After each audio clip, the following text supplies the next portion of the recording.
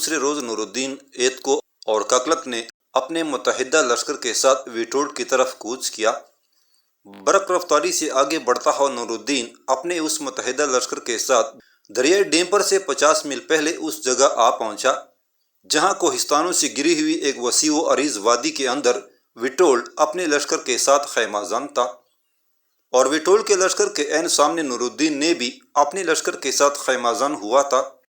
نور الدین کو وہاں خیمہ زن ہوئے ابھی تھوڑی ہی دیر ہوئی تھی، اور وہ ایتکو اور ککلک کے ساتھ اپنے خیمے سے باہر محو گفتگو تھا کہ اس کا ایک سپاہی ایک ایسے جوان کو اپنے ساتھ لایا جو اپنی شکل و شباہت اور لباس و حلیہ سے صلیبی جنگجو لگتا تھا۔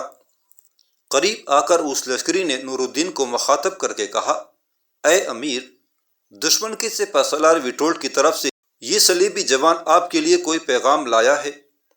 نور الدین نے براہ راست اس قاصد کو مخاطب کر کے پوچھا، تم اپنے سالار ویٹولڈ کی طرف سے ہمارے لیے کیا پیغام لے کر آئے ہو؟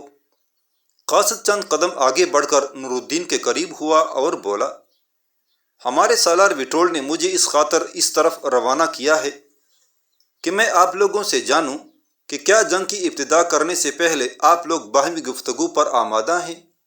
اس طرح ہو سکتا ہے امن کی کوئی راہ نکل آئے اور سروں پر منڈلاتی ہوئی یہ ہولناک جنگ ٹل جائے۔ نور الدین نے بلا توقف کہا، ویٹولڈ اگر خلوصی نیت سے ایسا چاہتا ہے تو ہم گفت و شنید کے لیے بھی تیار ہیں۔ اس قاصد نے خوشی کا اظہار کرتے ہوئے کہا، اگر ایسا ہے تو پھر دونوں لشکروں کے درمیان کھلے میدان میں ایک خیمہ نصب کیا جائے گا۔ اس خیمے میں آپ اپنے ساتھ اپنے 5 سالار لے کر آئیں، اور 5 ہی ہمارے سالار ویٹولڈ بھی اپنے ساتھ مشیر لے کر آئیں گے۔ شاید اس باہمی گفتگو کے بہتر نتائج ہی نمودار ہو جائیں۔ نور الدین نے کہا، تو پھر تم جاؤ، جب میدان کی وسط میں یہ خیمہ نصب ہو گیا تو میں اپنے 5 مشیروں کے ساتھ یہاں پہنچ جاؤں گا۔ وہ قاصد چلا گیا، اور اس کے جانے کی تھوڑی ہی دیر بعد دونوں عساکر کے درمیانی حصے میں ایک بڑا خیمہ نصب ہونا شروع ہو گیا تھا۔ جب یہ خیمہ نصب ہو چکا تو ویٹولڈ اپنے 5 مشیروں کے ساتھ وہاں آیا، جبکہ نور الدین بھی اپنے 5 مشیروں کے ساتھ اس خیمے میں داخل ہوا تھا۔ اس خیمے کے اندر پہلے دونوں اطراف کا تعارف کرایا گیا۔ نور الدین کے ساتھ ککلک اور ایتکو کے علاوہ 3 اور سالار بھی تھے، جبکہ ویٹولڈ کے ساتھ گرینڈ ماسٹر آف ٹیوٹانک نائٹس کے علاوہ کراکو کا حاکم، اسمالسک اور گلیشیا کے جرنیلوں کے علاوہ لیتوانیا کا ایک پادری بھی، جو اس صلیبی جنگ میں لوگوں کے مذہبی جذبات کو بھڑکانے کا کام کرتا تھا۔ گفتگو کا آغاز ویٹولڈ نے کرتے ہوئے نور الدین کو مخاطب کر کے کہا، شمالی سرزمینوں کے یہ وسیع خطے جن پر ان دنوں تم قابض ہو، یہ تم لوگوں نے زبردستی ہتھیا لیے ہیں، اور ان سرزمینوں کا حاکم تغتمش میرے پاس پناہ لے چکا ہے۔ لہٰذا تم لوگوں سے میرا اولین مطالبہ یہ ہے کہ تم لوگ ان علاقوں کو خالی کر دو تاکہ میں دوبارہ تغتمش کو ان علاقوں کا حاکم بنا دوں، اور اگر تم ایسا نہ کرو گے تو انجام تم لوگوں کے سامنے اسی رزمگاہ میں ہوگا۔ نور الدین نے غور سے ویٹولڈ کی طرف دیکھا اور کہا، اے ویٹولڈ، ان علاقوں کا تنازع مسلمانوں کا باہمی مسئلہ ہے، اس لیے کہ تغتمش مسلمان ہے۔ اگر وہ با کر تمہارے پاس آنے کی حماقت کر چکا ہے تو کیا ہم اس حماقت کے جواب میں تمہیں اپنا ثالث و حاکم مان لیں؟ ہرگز نہیں۔ اے ویٹولڈ، سن رکھو، ہم خوب جانتے ہیں کہ تغتمش کی آڑ میں تم ان علاقوں پر قبضہ کرنا چاہتے ہو، لیکن ہم تمہیں ایسا کرنے کی ہرگز اجازت نہ دیں گے۔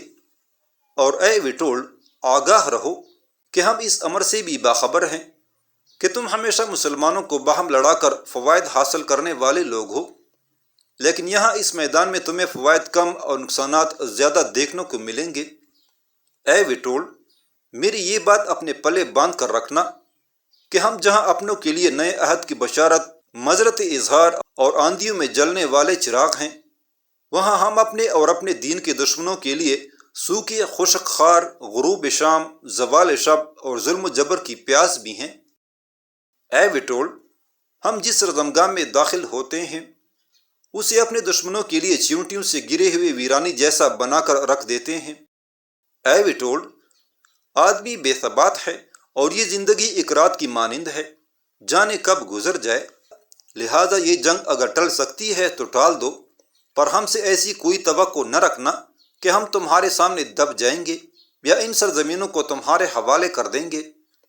اگر ہمارے ساتھ امن کے ساتھ رہو گے تو تمہارے لیے ہم ستاروں کا سلام اور بہادروں کا پیغام بن کر رہیں گے، ورنہ دوسری صورت میں تم ہمیں اپنے لیے سینے کے دبکتے داغ، موت کا نذرانہ، زہر کا پیمانہ اور موج و گرداب و تلاطم جیسا پاؤ گے۔ اے وٹول، میں یہ بھی جانتا ہوں کہ اس وقت جب کہ جنگ شروع نہیں ہوئی تم اپنے لیے فتح کی نیلم پریوں کے حسین خواب دیکھ رہے ہو، لیکن جب ہم رقص کرتے شراروں کی طرح حملہ آور ہوں گے تو تم چاہو گے کہ تمہاری روحوں کو تمہارے جسم کے سرد خانوں سے نجات مل جائے۔ نور الدین کی اس گفتگو پر ٹیوٹانک کی نائٹوں کا گرینڈ ماسٹر بڑک اٹھا، اپنا ہاتھ وہ اپنی تلوار کے دستے پر لے گیا اور آگ برساتی آنکھوں سے اس نے نور الدین کی طرف دیکھتے ہوئے کھولتے اور ابال کھاتے لہجے میں کہا، تم اپنی حدود سے باہر ہو کر ہمارے ساتھ گفتگو کر رہے ہو۔ ہم تمہارے مقابلے پر وہ لوگ ہیں جو تم لوگوں کے خون کے قطرے قطرے میں طوفان بے قرار بر کر رکھ دیں گے۔ اور سن رکھو کہ میں ٹیوٹانک کا گرینڈ ماسٹر ہوں، اور گرینڈ ماسٹر اسے بنایا جاتا ہے جو تلوار کے فن میں اپنا ثانی نہ رکھتا ہو۔ سو ایک گرینڈ ماسٹر کی حیثیت سے میں تم لوگوں کو قبل از وقت تنبیہ کرتا ہوں کہ اس رزمگاہ میں ہم تمہاری جاہ پسندی کو بٹکے ہوئے کاروانوں جیسا کر دیں گے اور تمہارے سارے ارادوں کو کچلے انسانوں کے لیے بے رحم خوابوں جیسا بنا دیں گے۔ بہتر یہی ہے کہ وٹول نے امن و صلح کی جو شرائط پیش کی ہیں انہیں تسلیم کر لو، ورنہ ہمارے ساتھ جنگ کے بعد تمہاری حالت اس بے بس و لاچار انسان کی سی ہوگی جس کی کوئی آرزو، کوئی خواہش نہ رہی ہو۔ گرینڈ ماسٹر کی اس لافزنی پر نور الدین کا چہرہ سرخ ہو گیا تھا۔ پھر اس نے گرینڈ ماسٹر سے کہا، گرینڈ ماسٹر ہونا ہماری نگاہوں میں کوئی خاص عزت و توقیر کا مقام نہیں ہے۔ گرینڈ ماسٹر کا جو تم نے یہ مطلب بتایا ہے کہ وہ تیغ زنی میں اپنا مثال نہیں رکھتا تو یہ ایک احمقانہ خیال ہے، ورنہ تم جانتے ہو ماضی کی صلیبی جنگوں میں گمنام مسلمان مجاہد نہ صرف نائٹوں بلکہ ان کے گرینڈ ماسٹروں کو بھی اپنے پاؤں تلے رونتے رہے ہیں۔ گرینڈ ماسٹر بڑک اٹھا، یہ جھوٹ اور بہتان ہے۔ اگر تمہارے ایسی ہی خیالات ہیں تو اس جنگ سے قبل میں تمہیں انفرادی مقابلے کی دعوت دیتا ہوں۔ نور الدین نے جھٹ کہا، اور میں اس انفرادی مقابلے کی دعوت کو قبول کرتا ہوں۔ اگر تم یہ دعوت نہ دیتے تو تھوڑی دیر تک میں خود تمہیں یہ چیلنج دینے والا تھا۔ بہرحال اے گرینڈ ماسٹر، اس جنگ کی ابتدا سے پہلے میں تمہیں انفرادی مقابلے کا موقع ضرور دوں گا، اور سن رکھو اس مقابلے کے بعد تم اپنے آپ کو گرینڈ ماسٹر کہلوانا بھول جاؤ گے۔ وٹول نے اس بار نور الدین سے پوچھا، تو کیا تمہاری اس گفتگو سے ہم یہ سمجھ لیں کہ تم ہمارے ساتھ امن و صلح کی گفتگو کرنے پر آمادہ نہیں ہو؟ نور الدین نے اپنی جگہ پر پہلو بدلا اور بولا، ہم ایسی صلح کو کیوں قبول کریں جس میں تم ہم پر شرائط توپو؟ اگر میں تم سے یہ کہوں کہ ہم تم سے صلح کرنا چاہتے ہیں بشرط یہ کہ لتوانیا کا علاقہ ہمارے حوالے کر دو، تو کیا تم اس کے لیے تیار ہو؟ وٹول نے کہا، ہرگز نہیں۔ نور الدین گہری طنز میں بولا، تو پھر ہمارا بھی یہی جواب ہے کہ ہرگز نہیں۔ وٹول اپنی جگہ سے اٹھ کھڑا ہوا، تو پھر اب قضیہ جنگ سے ہی طے ہوگا۔ میں سمجھتا ہوں تم ایسے لوگ ہو جنہیں مار کر سیدھا کرنا پڑے گا۔ وٹول اس خیمے سے نکلنے ہی والا تھا کہ اس بار ایتکو نے اسے مخاطب کیا، اے وٹول، تمہیں یاد ہوگا کہ تم نے گزشتہ دنوں ایک خط ککلک کی طرف روانہ کیا تھا، اور اس خط میں تم نے ککلک سے مطالبہ کیا تھا کہ وہ تمہارا بیٹا یا غلام بن کر رہے اور اپنے سکوں پر لتوانیا کا ٹپا لگوائے۔ تو اے وٹول، تم عمر میں ککلک سے بڑے ہو، اس لیے تم نے اسے بیٹا بننے کا مشورہ دیا ہے، لیکن میں تو تم سے عمر میں بڑا ہوں، لہٰذا تمہارے اس خط کے جواب میں تم سے یہ مطالبہ کرتا ہوں کہ تم میرے بیٹے بن کر رہو اور لتوانیا کی سکوں پر میرا چہرہ کندہ کراؤ۔ وٹول نے کوئی جواب نہ دیا اور غصے میں بھرا ہوا وہ اس خیمے سے اپنے ساتھیوں کے ساتھ چلا گیا تھا۔ صلح کی یہ کوشش ناکام ہو گئی اور وٹول کے اپنے ساتھیوں کے ساتھ چلے جانے کی تھوڑی ہی دیر بعد وہ خیمہ بھی اکھیڑ لیا گیا تھا جو صلح کی گفت و شنید کے لیے نصب کیا گیا تھا۔ اور پھر چند ہی ساعتوں بعد گرینڈ ماسٹر پوری طرح مسلح ہونے کے بعد اپنے گھوڑے کو دوڑاتا ہوا دونوں لشکروں کے درمیان آیا اور نور الدین کا نام لے کر اس نے انفرادی مقابلے کے لیے پکارا۔ دوسری طرف نور الدین نے باہر آنے میں کوئی تاخیر نہ کی، بلکہ جس وقت گرینڈ ماسٹر نے اسے پکارا اسی وقت وہ اپنے گھوڑے کو بگاتا ہوا اس میدان میں نمودار ہوا تھا۔ دونوں لشکروں نے اب اپنی اپنی صفیں درست کر لی تھیں۔ نور الدین کے میدان میں اترنے کے بعد اب ایتکو اور ککلک اپنے متحدہ لشکر کے سامنے کھڑے تھے۔ یوگرین اور نیسیا بھی دونوں باپ بیٹی اس موقع پر لشکر کے ایک طرف پڑاؤ کے خیمے کے پاس کھڑے تھے۔ نیسیا نے فکر مندی میں کہا، اے میرے باپ، یہ اس نور الدین نے گرینڈ ماسٹر سے خود مقابلے کی ٹان کر کیا حماقت کا مظاہرہ نہیں کیا؟ میرا دل کہتا ہے کہ یہ زیادہ دیر تک گرینڈ ماسٹر کے سامنے ٹھہر نہ سکے گا۔ اسے چاہیے تھا کہ گرینڈ ماسٹر کے مقابلے میں کسی اور کو بھیجتا تاکہ اگر وہ مارا جاتا تو اس کے لشکر پر برا اثر نہ پڑتا۔ اب اگر اس انفرادی مقابلے میں گرینڈ ماسٹر نے نور الدین کا کام تمام کر دیا تو اس کے لشکر پر اس کے برے اثرات مرتب ہوں گے اور گرینڈ ماسٹر کے ہاتھوں نور الدین کے مارے جانے پر وٹولڈ کی کامیابی اور فتح مندی یقینی ہو جائے گی۔ یوگرین جو لگاتار میدان میں اترنے والے نور الدین کی طرف دیکھے جا رہا تھا، اپنا رخ اس نے اپنی بیٹی نائسیا کی طرف کیا اور جواب طلب لہجے میں اس نے کہا، اے میری بیٹی، اگر اس مقابلے میں نور الدین غالب رہا تو پھر؟ نائسیا نے فیصلہ کن انداز میں کہا، ایسا ممکن نہیں ہے، اس لیے کہ یہ گرینڈ ماسٹر نیٹوں کے جس گروہ سے تعلق رکھتا ہے ان کا کام ہی انسانی جانوں سے کھیلنا ہے۔ یوگرین پھر بولا، اے نیسیا میری بیٹی، تم یہ حقیقت بھی تو اپنے ذہن میں رکھو کہ ماضی کی صلیبی جنگوں میں بڑے بڑے نیٹوں کو مسلمانوں کے عام اور گمنام سے مجاہدوں نے اپنے سامنے زیر دست اور تہ تیغ کر کے رکھ دیا تھا۔ نیسیا نے کوئی جواب نہ دیا اور خاموش رہی، کیونکہ نور الدین اپنے گھوڑے کو بگاتا ہوا گرینڈ ماسٹر کے سامنے جا کھڑا ہوا تھا اور نیسیا اپنے باپ کی گفتگو کا جواب دینے کے بجائے ان کی طرف غور و انہماک سے دیکھنے لگی تھی۔ جب نور الدین اپنے گھوڑے کو ہانکتا بگاتا گرینڈ ماسٹر کے قریب گیا تو گرینڈ ماسٹر اپنے گھوڑے سے نیچے کود گیا اور نور الدین کو مخاطب کر کے اس نے کہا، اے نور الدین، صبح اس گفت و شنید کے دوران اس خیمے میں وٹولڈ سے بات چیت کرنا سہل اور آسان تھا، لیکن یہاں اس میدان میں میرے ساتھ مقابلہ تمہارے لیے دشوار اور تکلیف دہ ثابت ہوگا کہ اس مقابلے میں تمہیں داغوں کے لچے اور ریشم کے تانے بانے کی طرح الجھا کر رکھ دوں گا۔ اے نور الدین، تیرے جسم کو حریص جان کر راہ کے بے مصرف پتھر کی طرح ہٹا دوں گا۔ اس مقابلے میں تجھ پر میں ہواؤں کی سسکیاں، اندھیرے میں چھپے وسوسے، موت جیسا سر و سکوت، ٹٹری بساند، تباہی کا سمندر اور تاریک پرچائیاں طاری کر دوں گا۔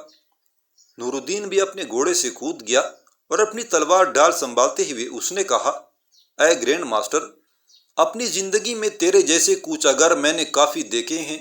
اے اونت پسند، شکی اور مردہ دل انسان، آج کا دن یقیناً تیرے لیے درد فراق کا دن اور زندگی لہو لہو ہو جانے کا سما ہوگا۔ تیری نسلی و عصبی روایات اور تصورات میں اضطراب و دہشت بڑھ جانے کا دن ہوگا۔ تو صرف اس وقت اپنی ذات کا تجزیہ کر سکے گا جب تیری تیز شعلوں جیسی سرخ زبان ریت کے گرداب میں دفن کر دوں گا، تیری روح کو خون کے دائروں میں ڈبو دوں گا اور تیری سانسوں میں شکست و ریخ کی آگ بھر دوں گا۔ گرینڈ ماسٹر نے نور الدین کی اس گفتگو کا کوئی جواب نہ دیا اور اپنی تلوار ڈال سنبھال کر اس نے نور الدین پر حملہ کر دیا تھا۔ نور الدین نے بڑی آسانی کے ساتھ گرینڈ ماسٹر کا وار اپنی ڈال پر روک لیا تھا۔ پھر کچھ دیر تک نور الدین اس گرینڈ ماسٹر کو حملہ آور ہونے کے لیے موقع فراہم کرتا رہا اور اس کے وار وہ انتہائی مہارت کے ساتھ روکتا رہا۔ دونوں لشکر اس مقابلے کو بڑی خاموشی اور جستجو کے سے عالم میں دیکھ رہے تھے۔ گرینڈ ماسٹر اپنی جگہ پر پریشان ہو رہا تھا کہ نور الدین جارحیت پر اترے بغیر کیسے آسانی کے ساتھ اس کے حملوں پر اپنا دفاع کر رہا تھا۔ نور الدین کے یوں حملہ روکنے کے انداز میں ہی گرینڈ ماسٹر نے اندازہ لگا لیا تھا کہ نور الدین کوئی عام تیغزن نہیں ہے۔ پھر بھی اپنی بدحواسی چھپانے اور اپنی دھندلی خواہشوں کی تکمیل کے لیے وہ اندھا دھن نور الدین پر وار کیے جا رہا تھا۔ پھر اچانک نور الدین نے اپنا رنگ بدلا، وہ کالی آندھی، نئے روگ، ویران رات کی گرسنگی کے طوفان، سنسان دوپہر، ہر سو پھیلتی ویرانی اور سرابوں کے نئے سلسلوں کی طرح حملہ آور ہوا۔ نور الدین کے حملوں سے گرینڈ ماسٹر کو یوں لگا جیسے کسی نے اسے نفرتوں کے دریائے پرخون یا برہنہ لاشوں کی انبار میں لا کڑا کیا ہو۔ اس کی روح میں جلتی حسرتوں کے انگارے اور رگوں میں نا امیدی اور بے یقینی کی سوئیاں چبھنے لگی تھیں۔ نور الدین اپنے تیز حملوں میں گرینڈ ماسٹر کو بری طرح اپنے آگے آگے الٹے پاؤں بھاگنے پر مجبور کر رہا تھا۔ اچانک نور الدین نے زوردار تکبیر بلند کی اور پھر اس میدان سے باہر دونوں لشکروں کے جوانوں نے دیکھا کہ نور الدین کی تلوار گرینڈ ماسٹر کے شانے پر گری تھی اور گرینڈ ماسٹر لڑکڑا کر زمین پر گر گیا تھا۔ نور الدین نے آگے بڑھ کر زمین پر گرے گرینڈ ماسٹر کی چھاتی پر اپنا پاؤں رکھا اور کہا، اے گرینڈ ماسٹر، یہ ہے تمہاری شجاعت اور تیغزنی کی مہارت جو کافی دیر سے تمہارے اندر احمقانہ کھولن پیدا کیے ہوئی تھی۔ اے گرینڈ ماسٹر، میں ضرور تجھے چھوڑ دیتا اور تیری جان بخشی کر دیتا، پر میرے آقا تیمور نے مجھ پر اپنی اس خواہش کا اظہار کیا تھا کہ میں تمہاری گردن کاٹ دوں، لہٰذا میں تیری گردن کاٹتا ہوں۔ اس کے ساتھ ہی نور الدین نے اپنی تلوار بلند کر کے گرائی اور گرینڈ ماسٹر کی اس نے گردن کاٹ کر رکھ دی تھی۔ گرینڈ ماسٹر کی نور الدین کے ہاتھوں مارے جانے پر ویٹولڈ کے لشکر میں ایک وحشت آمیز سا سکوت طاری ہو گیا تھا۔ جب نور الدین اپنے گھوڑے پر سوار ہو کر واپس جا رہا تھا، اس موقع پر خیموں کے پاس کھڑی نیسیا نے اپنے باپ یوگرین کو مخاطب کر کے کہا، اے میرے باپ، اس نور الدین نے تو گرینڈ ماسٹر کو بڑی آسانی کے ساتھ تہ تیغ کر کے رکھ دیا ہے۔ یوگرین مسکرایا اور بولا، اے میری بیٹی، تو نے نور الدین کی صلاحیتوں کا گرینڈ ماسٹر کے مقابلے میں غلط اندازہ لگایا تھا، جبکہ مجھے امید تھی کہ نور الدین گرینڈ ماسٹر کو زیر کر لے گا۔ دیکھو بیٹی، نور الدین اپنے لشکر کی طرف آ رہا ہے، آؤ اسے فتح پر مبارکباد دیں۔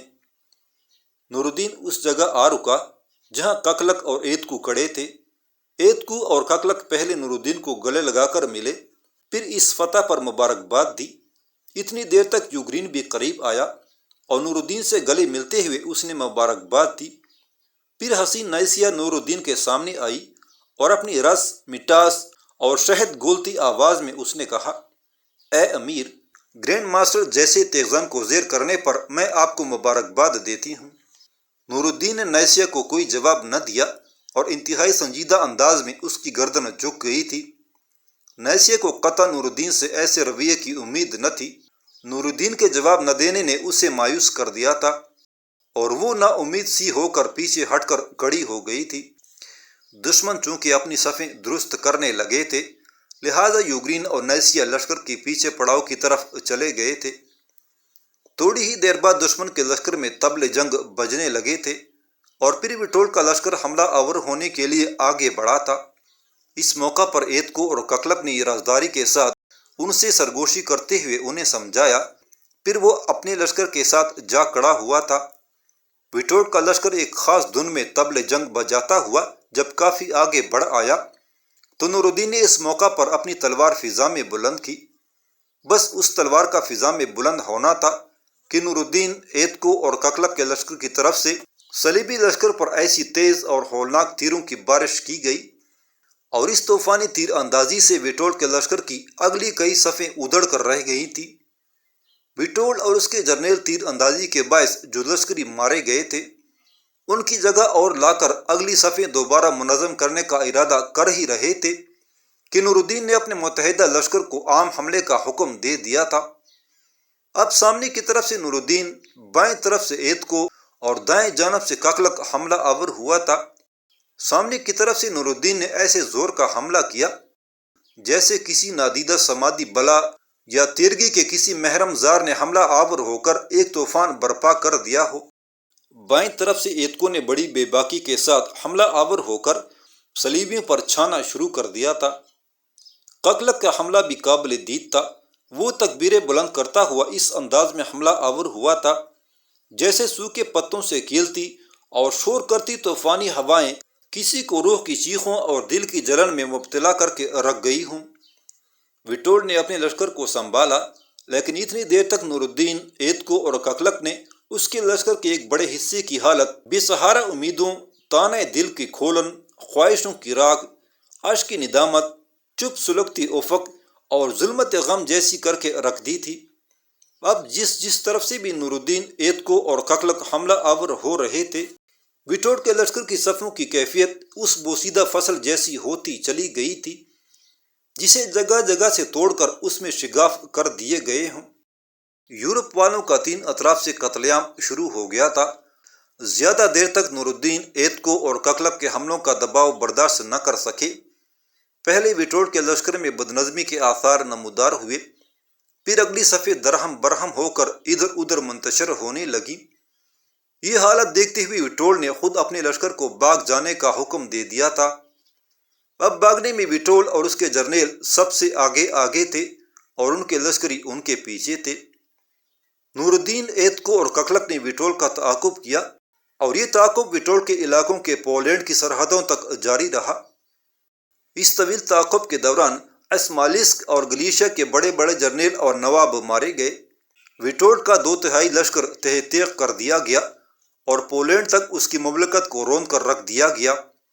اس کے بعد نور الدین ایتکو اور ککلک لوٹے اور دشمن جو مال و متاع چھوڑ کر بھاگا تھا وہ سمیٹنے لگے تھے۔ فلسطین سے باہر اہل یورپ کو صلیبی جنگوں کی یہ بدترین شکست تھی۔